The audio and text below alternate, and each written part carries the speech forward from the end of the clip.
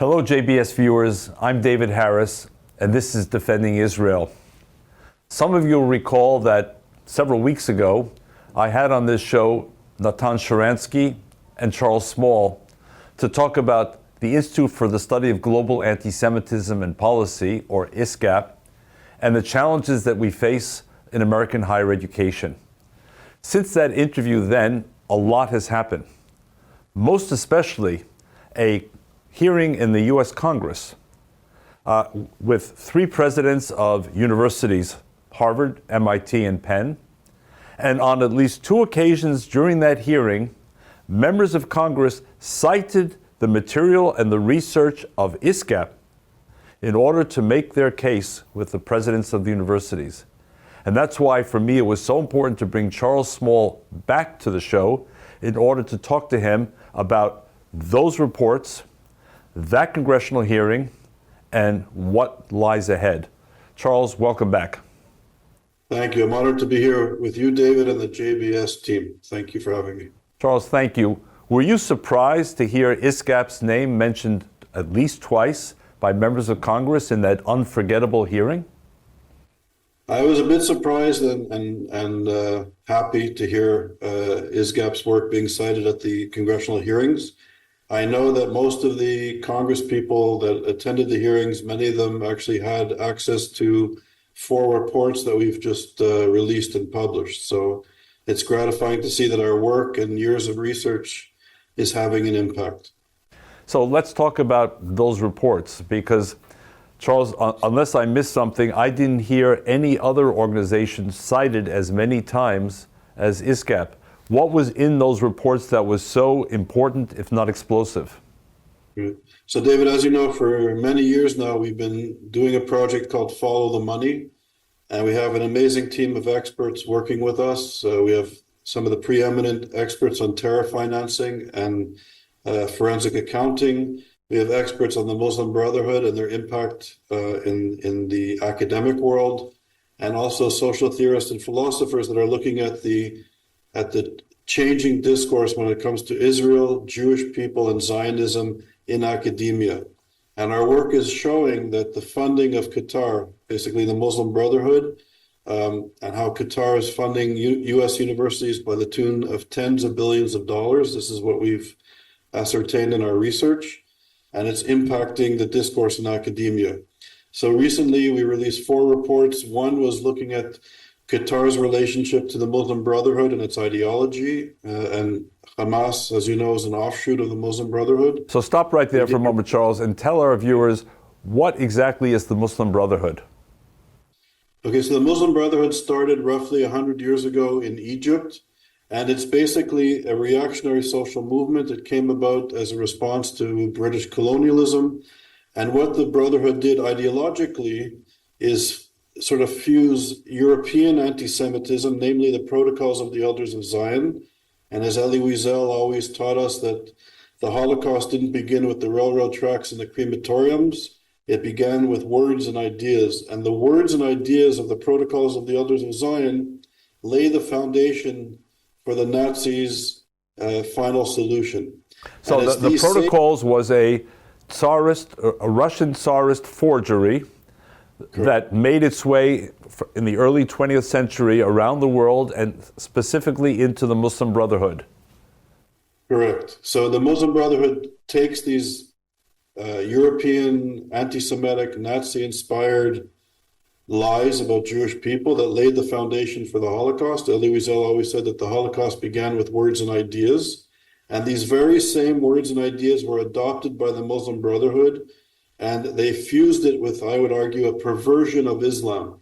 So when we speak about the Muslim Brotherhood and political Islam, we're not speaking about Islam or Muslims. We're speaking about a reactionary social movement that takes European anti-Semitism, fuses it with a reactionary form of Islam. And this movement is very impactful. It permeates much of the Middle East and now even into parts of Europe and North America. And it takes anti-Semitism as a core element of its ideology. It's not the military wing or the extremist wing. It's a core element of its ideology. And it calls for not only the dismantling of the state of Israel, but for the murder of Jews around the world. And this is the core of the Muslim Brotherhood. And now the Muslim Brotherhood was exiled from Egypt. It's a complicated political reality, which I won't get into, but they've received safety. They've been harbored in the kingdom of Qatar by the royal family. And what the royal family has done decades ago is they have a bayah. A bayah in Islamic spiritual thought means an oath. So the royal family of Qatar has an oath of allegiance to the clerics of the Muslim Brotherhood. So that means they have to adhere to all the rulings and views of the clerics of the Muslim Brotherhood. So they're one and the same. The Qatari regime, the kingdom, is immersed with the Brotherhood and its ideology, which is committed to the destruction of Israel and the murder of Jews around the world. But Charles, wait. We're told that there's an important U.S. military base in Qatar, that Qatar was recently elevated to a major non-NATO status as a partner of the United States. There are several American universities who have established physical plants in Qatar. Is it possible that that same state is also oath linked to the Muslim Brotherhood, which stands for everything antithetical to the United States? How's that possible? Right, so that's a very important point. And I think, unfortunately, with money, there's power. And I think the kingdom is attractive to many interests. And I think, in a way, many of us, particularly in the United States, pay little attention to ideology. We think that business and money can solve many issues. But I think it's very important to understand and appreciate and even respect the impact of ideology in this equation. So yes, on the one hand, Qatar appears to be a friend of the West. We have the military base there. We have Education City. We have 8 American universities that are actually stationed and housed. They have campuses in Qatar, in Doha. And they appear at one level to be a friend, but on the other hand, we now know, and it's clear to the world, that Hamas, the exiled leaders of Hamas, have been housed in the lap of luxury in Doha for many years, and they're operating freely. At the same time, these organizers of a pogrom, literally the massacre of innocent Jewish people, have safe haven in Qatar, while our Navy, military bases are there and our universities are there. So there's a very deep contradiction in this reality. And I think what we're doing at ISGAP is exposing the contradictions and the danger of kind of remaining willfully silent in the face of this evil. So I want viewers to know that I'm a vice chair of ISGAP. I joined less than a year ago. I'm very proud of the connection.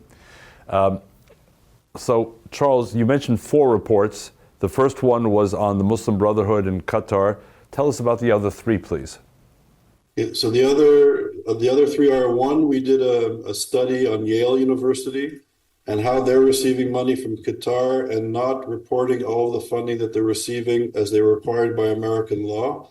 So we kind of document how they're receiving funding and not reporting it to the Department of Education as they are obligated under law. The third report rather is about Texas A&M.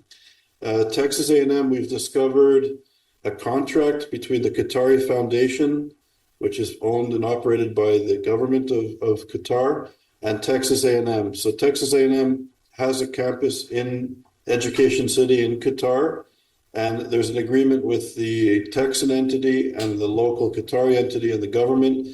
We've traced over $1 billion in funding by Qatar to Texas A&M, and we've located 502 research projects which are funded by the $1 billion+. And in the contract that we've also received access to, we can show there's some strange anomalies with the contract, is that all of the intellectual property rights of the 502 research projects are owned by Qatar. And what we've also discovered, Texas A&M is one of a few research universities with a nuclear reactor for research. And there are some projects that engage this nuclear reactor and some projects that could have military implications. So we've documented that, which is extraordinarily alarming. And also what's also equally alarming is in the contract, which is also odd.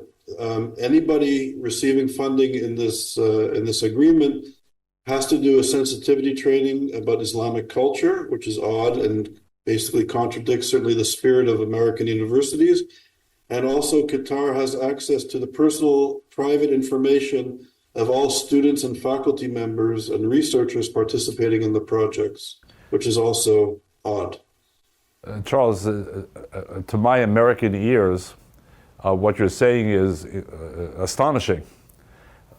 Let me begin by asking, the U.S. Department of Education, I believe, has strict guidelines that any foreign gifts of over $250,000 must be reported by universities. Yet you're saying, whether it's Yale or other universities, that they're not reporting as they're supposed to be reporting. How can these universities get away with this? So clearly, universities are not reporting. ISGAP was responsible for reports that we did in 2018 and 19, and we presented it at a summit in Washington in 2020. And there was an investigation that the previous administration started, and they were concerned about the foreign funding of American universities, and the universities weren't reporting as they're required by law. And the federal investigation found many more billions of dollars in undocumented money that was not being reported. But unfortunately, the current administration, when the Biden administration came into power, one of the first things they did was to close the investigation. Do you know why? I don't know why. My assumption, and I could be wrong, is that the universities have a very powerful lobby in Washington. And I would argue that higher education in the United States may be one of the last remaining vestiges of the American economy, which is not regulated. And I think the universities want to keep it that way. But hopefully, with the hearings and the fact that the hearings have been broadcast around the world, I think you were saying earlier, David, that on the social media, they received over 1 billion views right. of the hearings around the world. So I hope in this environment, there'll be a renewed interest to basically enforce existing legislation and to make sure that the universities are taking money from reliable sources, not from nefarious foreign entities that are trying to hijack our education. So, to be clear, does this mean that the state of Qatar is writing out checks and making bank transfers to Texas A&M or Yale University or others? How is this done exactly? Is it done openly, or is it done, shall we say, masqueraded? So some of it is done openly, and I think a significant proportion is done in a clandestine way. They're trying to hide it. And I was going to say also our fourth report that we just came out with is called The Networks of Hate. And our forensic terror financing team, which is incredible, some of the finest in the world, they've been able to map, I'd say, a significant part of the Qatari financial network. And we've been able to identify anywhere between 600 billion to $1 trillion in assets. So to answer your question, one of the ways that we discovered that Qatar is giving money to American universities is they've bought, for example, key interest in the Santander Bank, which is a Spanish-owned bank. And as soon as they bought the bank, within weeks, Santander Bank was giving funds to Yale University and other universities through their American entity. So this is a legal donation. This is not necessarily now a foreign entity giving money to American universities. It's a local bank, an American chapter of the bank. But it's a way that Qatar is using their financial network to use soft power and influence our education system and basically our cultural environment. Now, one of the members of Congress who cited the ISGAP research pointed to numbers saying that at universities which receive this money, your ISGAP's research finds that there are more anti-Semitic, anti-Israel sentiments and incidents than there are elsewhere. Can you explain that to the viewers? Yeah, so basically what in a previous report, what we did is we've proven scientifically using artificial intelligence and machine learning that universities that receive money are more anti-Semitic than American universities that don't receive money from Qatar. And we've scientifically proven, well, I guess which many people feel, but we've proved it scientifically, is that universities in the United States of America are a significant source of anti-Semitism, and that the anti-Semitism from the universities are going into society.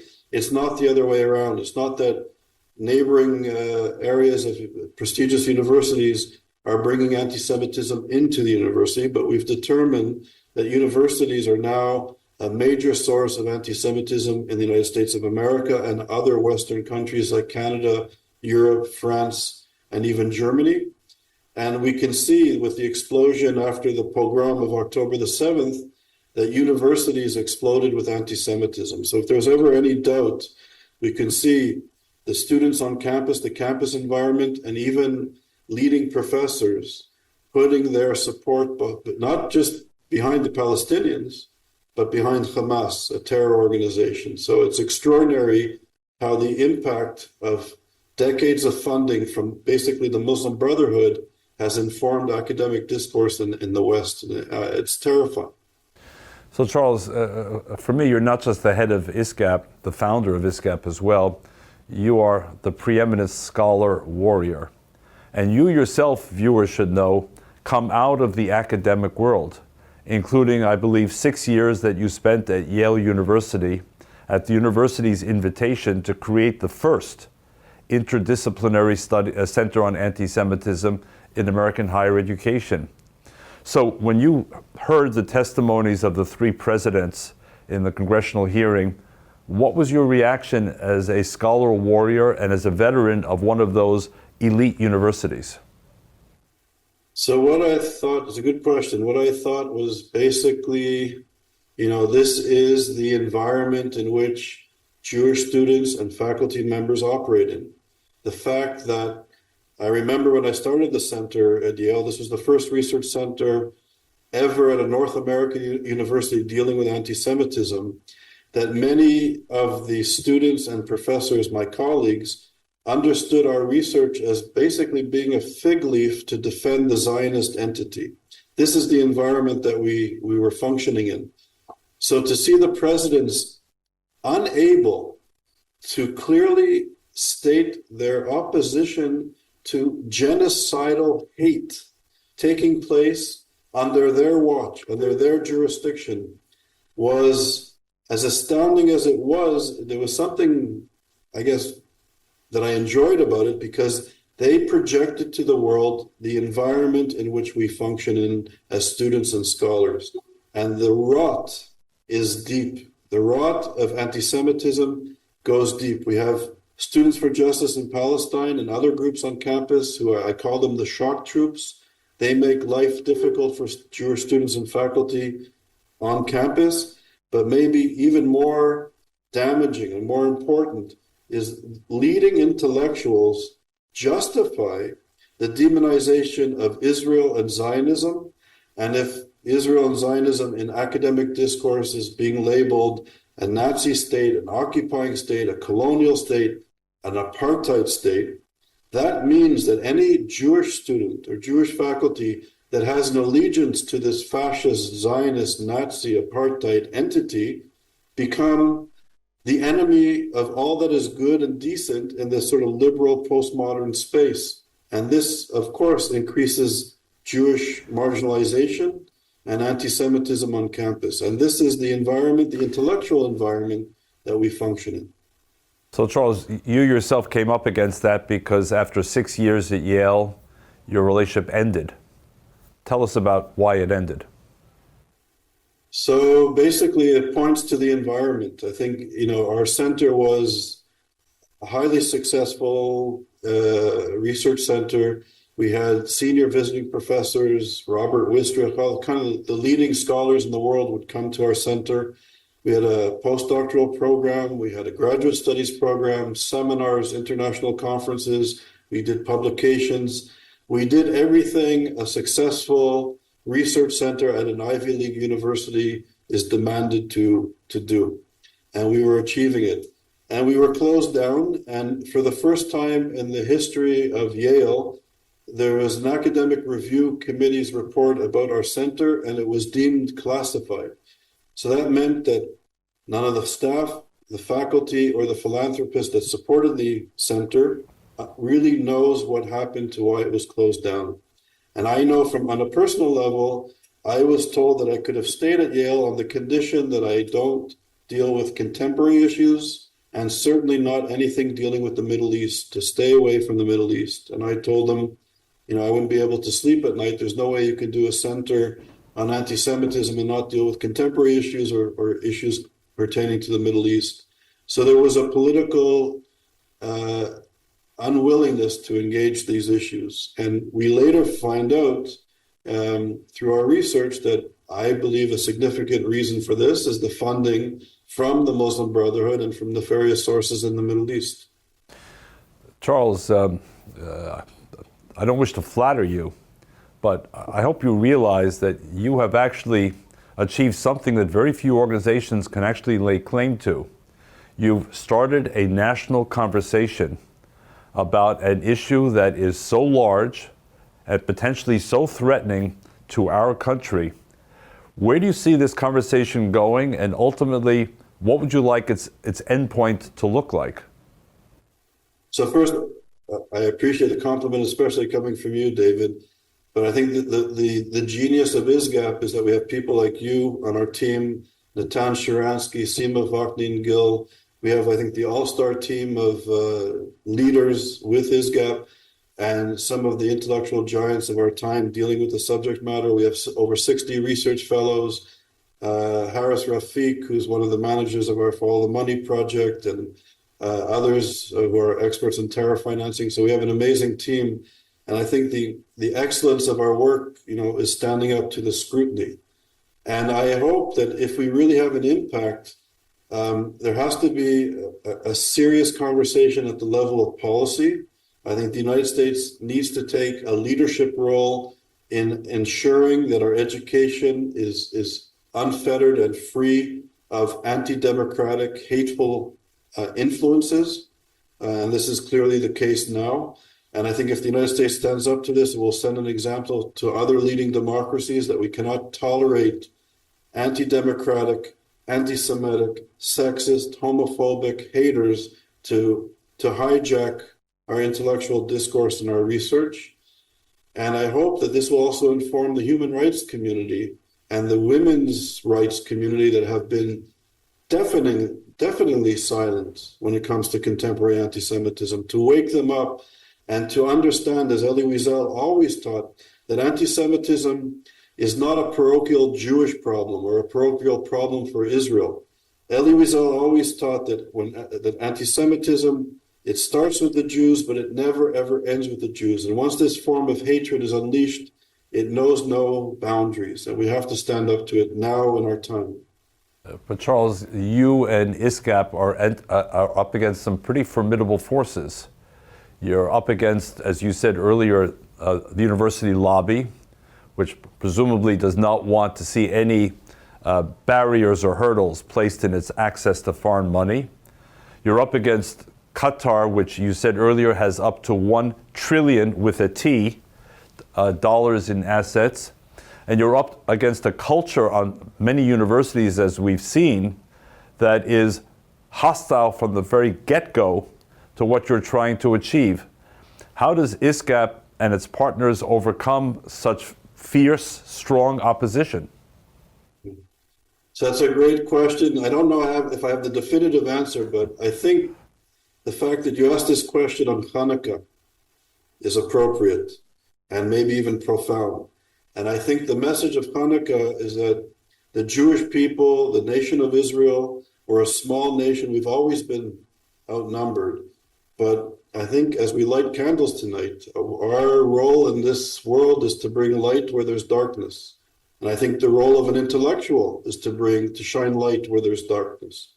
And I think if we continue to seek the truth and shine light where there's darkness, I think good and decent people will become aware and conscious, and they'll also stand up. And I think we have to just continue the struggle for for our people and for decency and the truth, and we'll prevail. And we have to, it's all hands on deck. Our community feels under siege, but we should never despair. I think that if we use our tzechel and our wisdom, we will prevail. We have to come together, the leading minds, the philanthropists, the business people, the administrators, the strategic leaders, the community activists.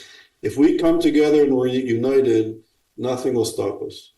And this is not just about Jews in Israel. This is about the future of the American mind, of American young people, of American higher education.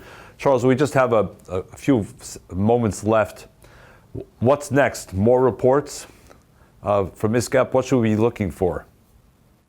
Right. So we have more reports coming out this week. Actually, we have a report that will be released hopefully tomorrow morning about Cornell. Cornell is perhaps the highest recipient of Qatari funding. We've now found about $2 billion that is going to Cornell. And as we know, Cornell has been a hotbed of anti-Semitism on campus. By the way, when when Charles says tomorrow, today is December the 12th, because this show will be aired over the next week.